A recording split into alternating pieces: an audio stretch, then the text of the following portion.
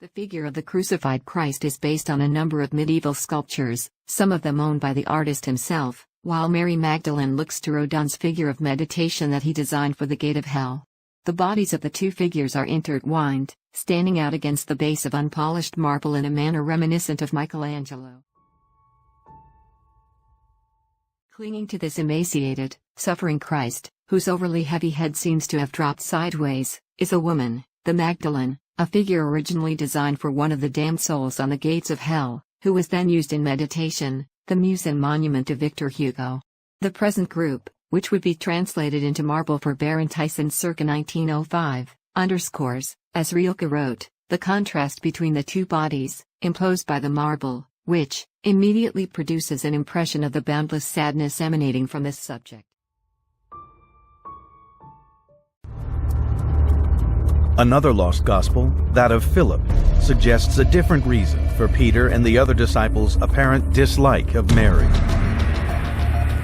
So all those tantalizing theories about Jesus and Mary Magdalene being lovers really jump from this one passage, right? This is the juiciest stuff that we've got. This is ground zero for those conspiracy theories that there was some sort of a relationship between Jesus and Mary Magdalene.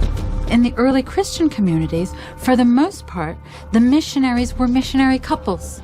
So it makes sense that Jesus himself could have been part of a missionary couple. As a first-century Jewish man, it would have been incredibly likely that Jesus would have been married during his lifetime. This is high-stakes stuff. So, if Jesus, the Son of God, was married, maybe he had children. If he had that kind of an intimate relationship, people want to know. And if he had children, that means there might be people wandering around today with sort of holy blood in them.